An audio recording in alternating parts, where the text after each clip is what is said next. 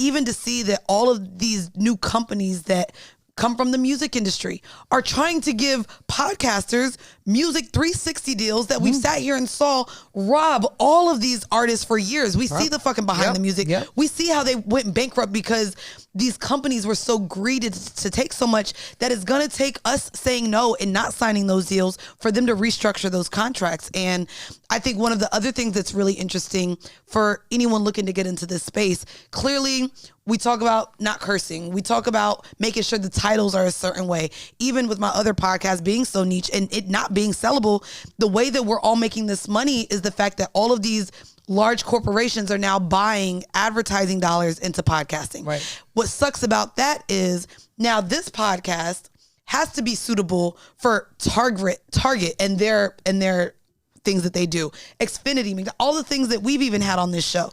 Like all of the ads have to come in and be like, but do they fit our brand? Which means that's my point about being adaptable. Yeah. We have to be adaptable. Innovation is important, but innovation only works if and only if, one, the consumer is also adaptable and agreeable to whatever it is that you're presenting. Yes. And also for the creators to also be willing to change with the time. I mean, that's why we look at celebrities who have literally, and not even pivoted, but just been able to stay relevant in conversations throughout multiple decades.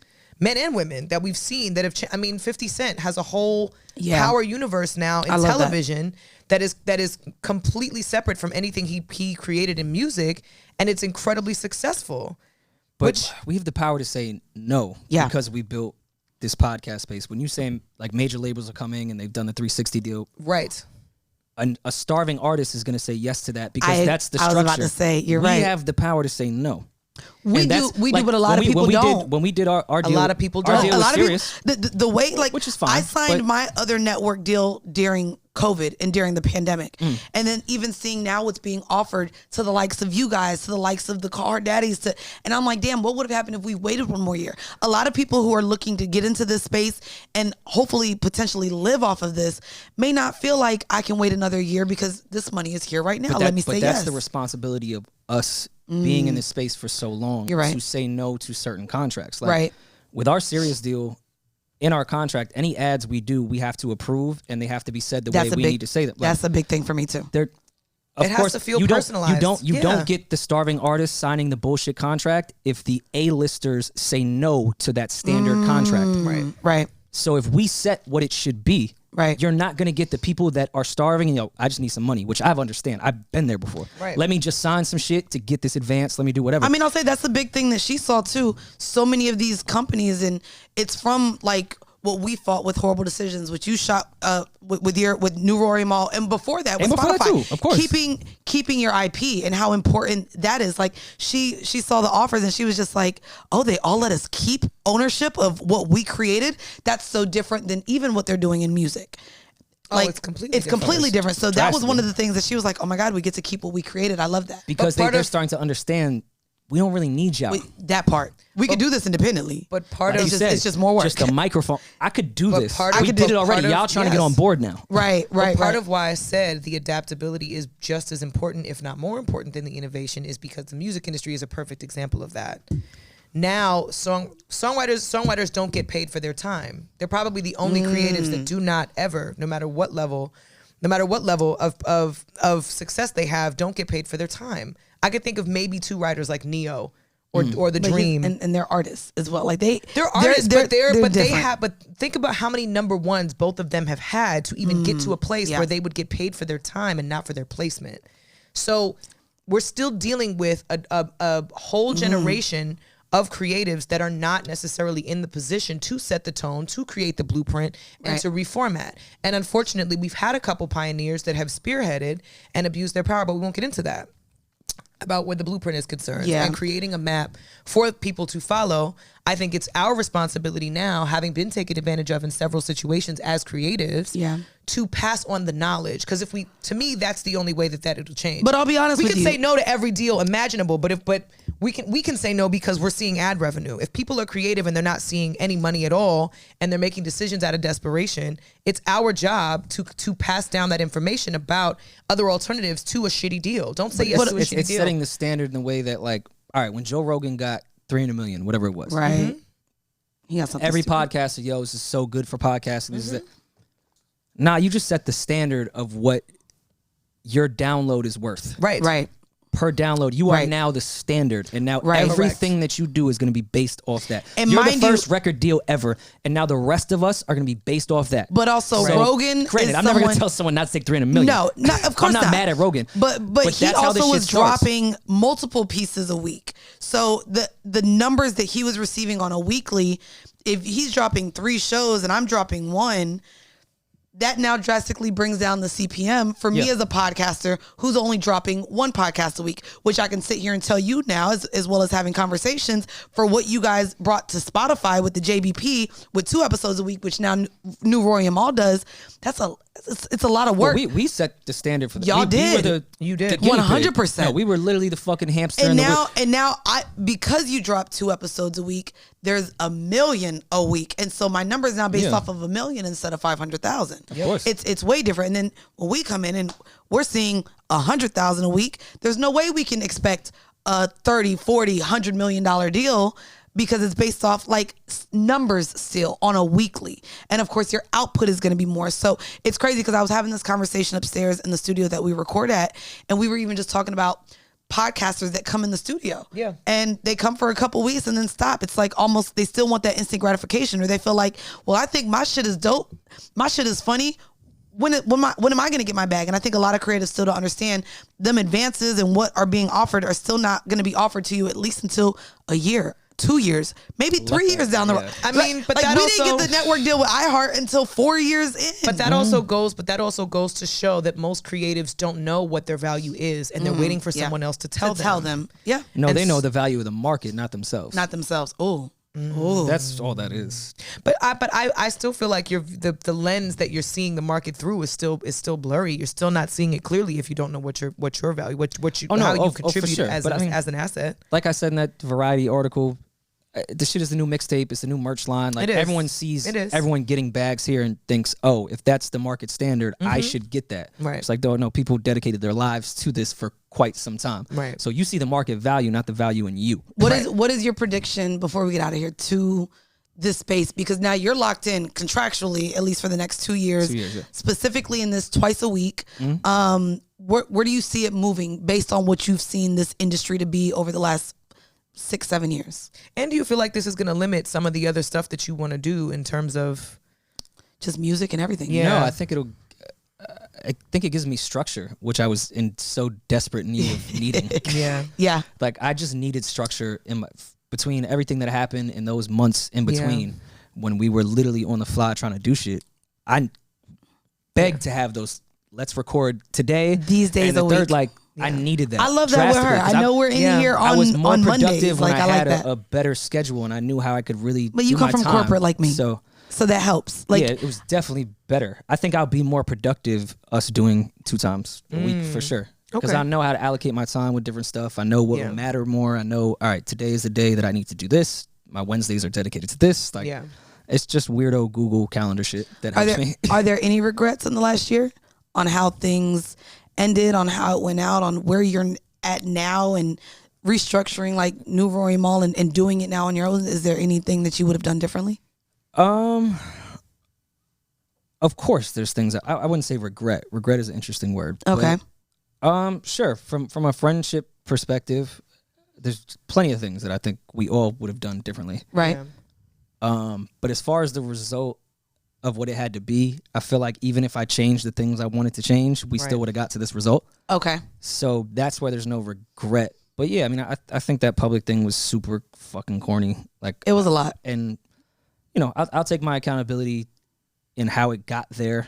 I think I forced a lot of things. I think I tried to force us to stay together, but it is what it is in that part. And that's why I also hated that Variety article, which I've never addressed before. Like, yeah.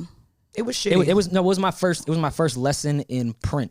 PR, because we talk. So right. And y'all know me personally for real. Yes. My tone is a very big part of how I speak. Like, I'm very sarcastic. I say things alluding to my tone. It lands differently in print. It was my first lesson in print. Yeah. Like, that shit, I read that and I was like, this is the worst article I've ever read. Like, what is this bitter? Like, who am I? Like, me and Mo was joking. We was joking through the whole Zoom. And I read it in print. I was like, these are two bitter human beings. Like, this is nasty. It read nasty. It was, I hated it. Okay. Hated it. It's, oh God, like it made my skin crawl when I read it. Yeah. Even my mom called me because my mom has known I've been over this shit. And she was like, damn, was you upset that morning? I was like, no, we were joking on Zoom. I know there were conversations even that we had all together. I had with you on like, we're leaving the network, and we were very adamant on it not looking or appearing to be the same departure. That was a big thing, and we're still talking and dealing with things too, but it was a big thing to know, like, it was fairly done amicably. Like, we did get what we wanted out of the situation, and we're grateful for the listenership that we have over the last year and what they provided. But it was a very big thing for especially Miss Kumbaya right here, for it to be like, listen, like, unfortunately this is where we're at, but we didn't want to end the way that you guys did, because there is still there's still friendships there, which I think, going back to our first episode with you, I've had multiple talks with Bridget, especially since we have the same therapist, on I'm scared now because I love our friendship so much and I love her, that the deeper we get into this, the more we're dealing with accountants now and lawyers and contracts. I'm just like, I don't want this to end because of this. Yo, that episode fucked everything up. That episode was one of our best episodes. I love that episode. One of our best episodes. But it was so funny. Wait. When they came in with the tray with his vodka soda and he had spaghetti before, he was like, y'all get Italian food on Mondays? And mind you, no, I was joking. So much of everything I said in that episode, all the listeners took literal, drastically, because like, 2 weeks I was later joking. And when I talked about the friends and business thing, I wasn't talking about our podcast. I was talking about Palooza. You were talking about Palooza, yeah. That was Palooza shit I was talking about. And then the soundbite forever now that I hate podcasting. I said, it just wasn't my fucking dream to start a network. That's was a big thing. That was, the fact that you hate podcasting. And now everyone is like, well, he hated you don't podcasts. Even like now podcasting. he's doing That's podcasts. twice a week. Like, no, that's not what I said. I'm like, any dirt when they did the back and forth shit went back to that episode. Like, see, he hates podcasts. I'm like, nah, just starting a network was not my dream in life. You hate podcasting and I hate Eminem. It's fine. The internet is a fucking dirty, and apparently foul, ignorant, I stupid disrespect legends and beboppers and breakdancers. The internet is dumb. No, the internet. Oh, you don't even know. The internet is really dumb. It is really dumb. But guys, clearly, like, this is our friends, so we went a little bit off outline. And went over, but it's fine. Went over. It's okay. We love y'all. Y'all can go ahead and text us more. We have to pay for studio time now, y'all. So we love Rory actually, so much. we're probably going to get an invoice like, actually, bitches, y'all owe us. And we're going to send it. We're going to send the invoice for the overtime to Rory. Rory. Rory got it now. And so I'll send you my tolls and gas. You know how much gas is right now? We got you Whispering Angel. Does that not make up for anything? And he drank the whole shit. I did not. Don't tell the users. Wow. You said it's Sunday. It's brunch. We're brunching in here today. I mean, I saw the Whispering Angel and I said, this is what my friend drinks on a Sunday. Yeah, gotta have it on a Sunday. I guess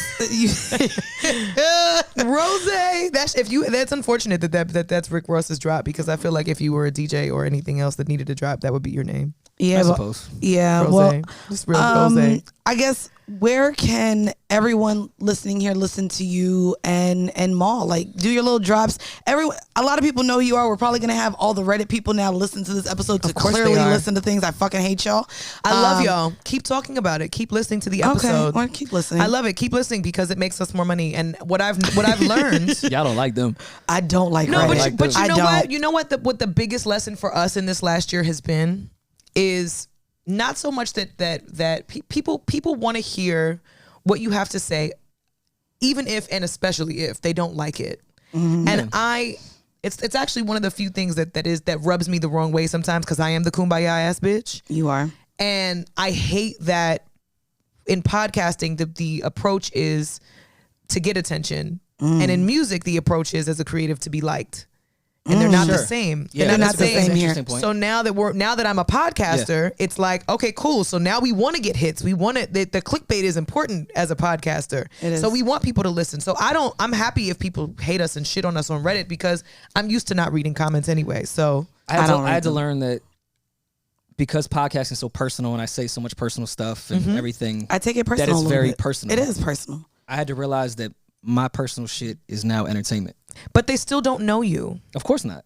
So I mean, you have. We all. No, I know, but we all have to treat it like we treat social media. It's like you're seeing what I want you to see. You're hearing what I want you to hear. Exactly. You're hearing what I want to share. You can't take it personal, right? Because it's entertainment. Right. Your personal life is entertainment. It took me fucking years. Trust me. But also, I was looking up IP addresses. I was ready to kill everybody. Oh, nigga, I had I was on Love and Hip Hop and got dumped on national television. But I didn't like that. That was a real. I really got dumped. I didn't like you dragging a suitcase to the ferry or whatever that time was. Which we didn't even get on, but that's another conversation for another day. Nobody went on a trip. That was an Airbnb in Malibu. Nobody spent a weekend. But also, just know, I am done looking up IP addresses. No, we were not in Catalina. We were in Airbnb in Malibu for 2 hours and we went home. I hate you. We were. I'm telling the truth. Everybody was like, "Damn, she left her man for a booby." No, sis. I literally left one set to another and then went home. Nobody did that. Don't do that because you're gonna ruin Real Housewives for me. I mean, I already told you what it was, and that's the only reason I can't watch it because I'm like, I know the level of production behind the scenes with all that shit.